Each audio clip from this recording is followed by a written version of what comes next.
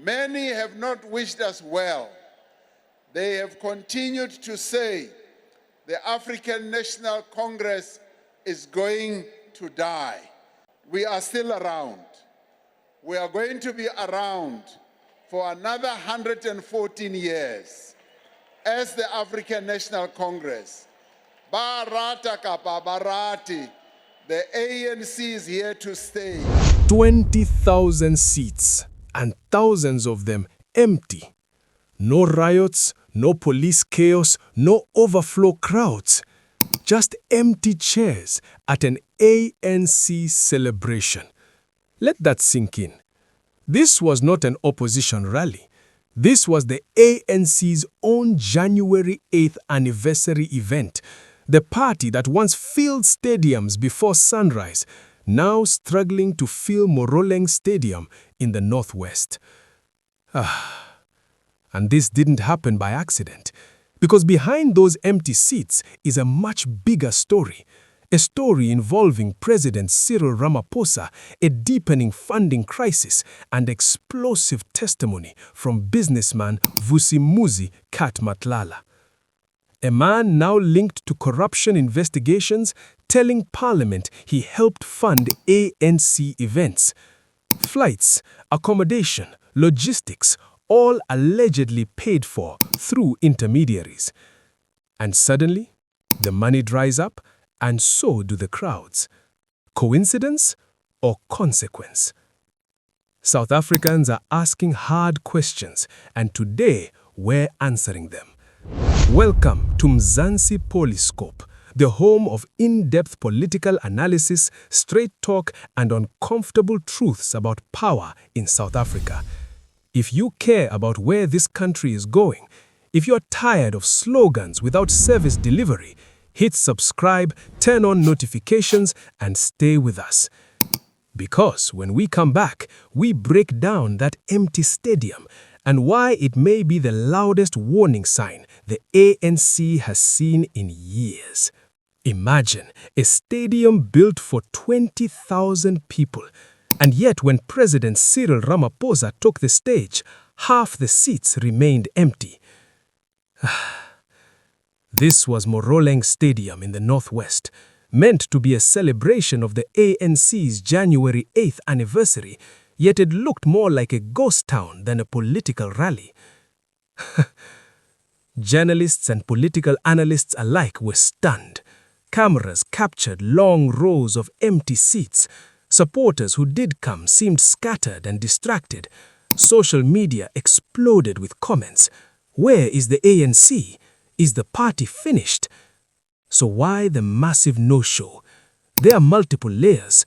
Many point to growing disillusionment over corruption allegations, especially after Vusimuzi Cat Matlala exposed funding links to the party. Others cite ongoing failures in service delivery, unemployment, and economic stagnation, issues that ordinary South Africans face daily. Even internal ANC divisions may have played a role, with factions unable to mobilize their bases effectively. And the optics couldn't have been worse. A leader addressing a crowd that looked half empty sends a strong message about the party's declining influence. It's not just about empty seats.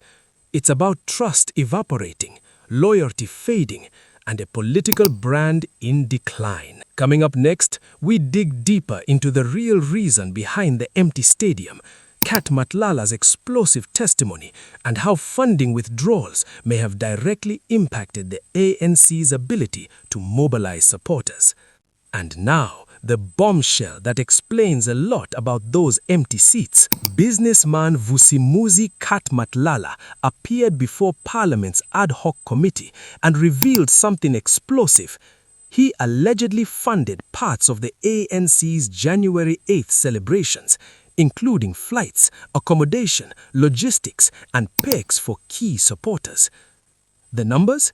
Between 150 and 200,000 rand, reportedly paid through an intermediary, Brown Mogotsi, connected to ANC circles. It's the kind of funding that keeps political machinery running smoothly until it dries up. So, Why does Cat Matlala's funding story matter beyond empty stadiums?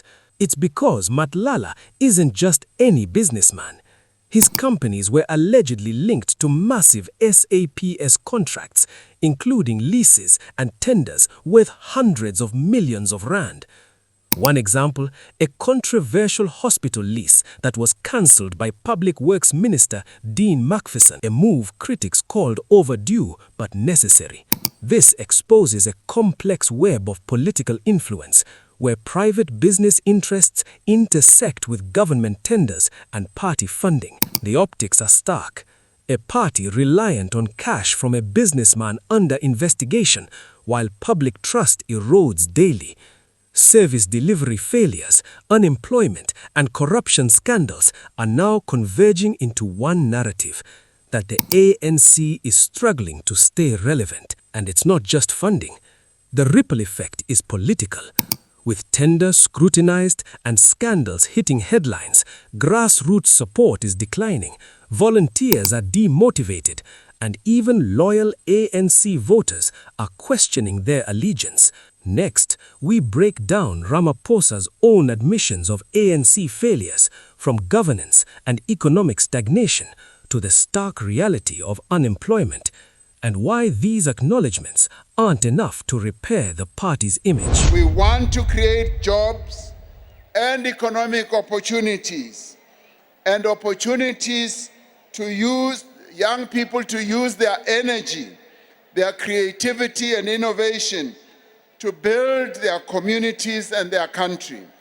However, we must also recognize that our own weaknesses and failures in service delivery, in governance and slow pace of economic growth, as well as the high levels of unemployment, have demoralized and alienated many individuals in our country.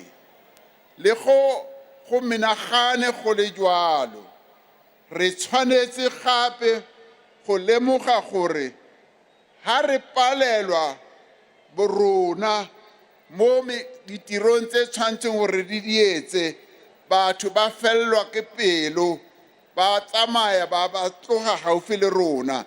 Re tshwanetse gore re etse matsapa ohle, really ANC, re bontshe sentle gore re sebeletsa setšhaba sa heso.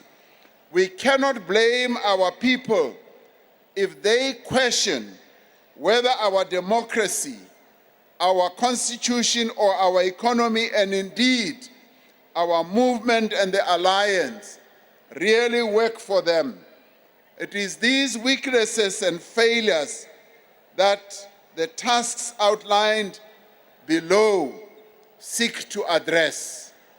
Re a dumela gore there are areas where there have been shortcomings, but we now, as the ANC, focus on the tasks that the National Executive Committee has outlined that we need to address and embark upon to correct those weaknesses in order for the African National Congress to serve the interests of our people and to reclaim its key role of being the leader of society. When the president spoke at Moruleng Stadium, the empty seats weren't the only alarming signal. Ramaphosa openly admitted to failures in service delivery, governance, and economic growth, acknowledging that South Africans continue to face daily hardships. Electricity cuts, water shortages, slow infrastructure development, and high unemployment, all issues that many voters have been complaining about for years, were addressed, but the words rang hollow in the face of reality. He admitted the ANC must do better, but admitting problems is one thing. Convincing a public that has witnessed repeated corruption scandals and declining accountability is another entirely. Many people feel that ANC promises have repeatedly failed to translate into action, creating frustration and political fatigue. Even party loyalists reportedly questioned the messaging. How can a party rally supporters when grassroots trust is evaporating? And the visuals didn't help. Half-empty seats, long rows of disengaged attendees, and scattered applause. The optics reinforced what analysts and citizens alike have been saying. The ANC is losing its grip on the people it claims to serve. Combine this with the Cat Matlala funding exposé, and you begin to see why the party struggles to mobilize even its core base. Add in Gwede Mantashe's remarks on youth passivity, and the image of a disconnected leadership becomes even more vivid. Coming up next, we break down Mantashe's controversial comments, the backlash from South African youth, and why his statements may have accelerated the ANC's image crisis. And then things got even worse for the ANC.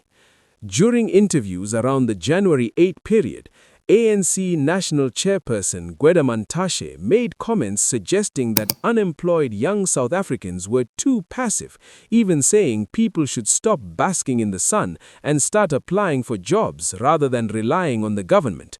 That sparked nationwide outrage. Critics called the remarks tone-deaf and disconnected from reality, given South Africa's painful unemployment crisis, where millions, especially youth, struggle to find work despite submitting countless applications. ANC Youth League President Colin Malachi fired back hard, saying a leader with no real experience applying for jobs shouldn't dismiss the daily efforts of young people trying to survive in a collapsing economy. Even within the party, ANC Secretary General Fikile Mbalula demanded Mantashe clarify or retract his words, warning that if left unaddressed, the perception that the ANC views youth as lazy could deepen disillusionment. And outside the party, youth organizations and opposition movements seized on the remarks as proof that ANC leadership is out of touch with South Africans who face unemployment, poverty, and systemic barriers to work. Next, we dive into how the public backlash connects to declining grassroots support and why this issue, more than any other, threatens ANC relevance ahead of 2026. So, what does all of this mean for the ANC? Empty stadiums, funding scandals exposed by Cat Matlala, leadership admitting governance failures, and now Gwede Mantashe blaming young people for unemployment. The public reaction has been brutal. Across social media, news outlets, and community forums, citizens are expressing anger, frustration, and disillusionment. Many are openly questioning why they should support a party seen as corrupt, tone-deaf, and disconnected from everyday realities. Even older ANC supporters are reportedly skipping rallies or declining to participate in party events. Analysts say this is a sign of grassroots erosion, a dangerous trend for a party that historically relied on strong community mobilization. It's more than optics. This is a realignment of political loyalty. Citizens are weighing promises against performance, and for many, the scales are tipping away from the ANC. And as the 2026 municipal elections approach, the question isn't just about empty stadiums. It's about whether the ANC can reconnect with a population that is increasingly fed up with corruption, weak service delivery, and leaders who fail to understand the struggles of ordinary South Africans. Coming up next, we'll break down what these trends could mean for the ANC in 2026 and how the party might attempt to recover from this crisis. With the 2026 municipal elections just around the corner, the stakes for the ANC could not be higher. Empty stadiums, public outrage over Cat Matlala's funding revelations, and leadership gaffes like Gwede Mantashe's youth comments paint a troubling picture. Analysts warn that these factors may translate into declining voter turnout and loss of support even among traditional ANC strongholds. Political commentators point out that trust is the currency of democracy. Once voters feel ignored, neglected, or misled, that trust erodes fast. And in a country where millions are unemployed and service delivery continues to lag, the ANC faces an uphill battle convincing citizens to stick with the party. Even loyal supporters are reportedly questioning whether their vote will result in meaningful change. The combination of financial scandals, empty rallies, and tone-deaf leadership statements is creating a momentum that opposition parties are eager to capitalize on. Coming up next, we'll address what viewers think about this crisis and highlight the most burning questions from South Africans, because your voice matters in the story the ANC can no longer ignore. Mzansi, now it's your turn to weigh in.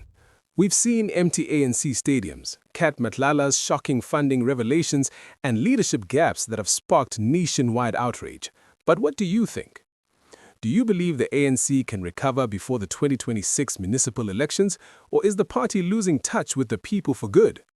Drop your thoughts in the comments below. Be honest, this is a space for real debate. Tell us, would you vote ANC again? Do you trust their leadership after recent scandals? How much do empty rallies influence your perception of the party? We'll feature some of your responses in our next video because your voice is part of this story. Remember, subscribing and hitting the notification bell keeps you in the loop on all Mzansi PoliScope political analysis, and your opinions matter here. So Mzansi, what have we learned today? The ANC's empty Moruleng Stadium, Cat Matlala's explosive funding testimony, and leadership missteps from Ramaphosa and Gwede Mantashe paint a picture of a party in deep crisis. Public trust is faltering, grassroots support is eroding, and young South Africans are speaking up louder than ever. This isn't just politics, it's a reflection of everyday frustrations, unemployment, poor service delivery, and a sense that promises are rarely kept. And with the 2026 municipal elections approaching, every empty seat and every social media backlash could signal a turning point. The ANC now faces a choice: rebuild credibility, reconnect with citizens, and show accountability, or risk further decline. Mzansi PoliScope will be here to follow every twist, every scandal, and every rally. But your voice matters too. Comment below. Tell us what you think about the ANC's future. Share this video to spark debate, and don't forget to subscribe and hit the notification bell. Because in South African politics, staying informed isn't optional, it's essential.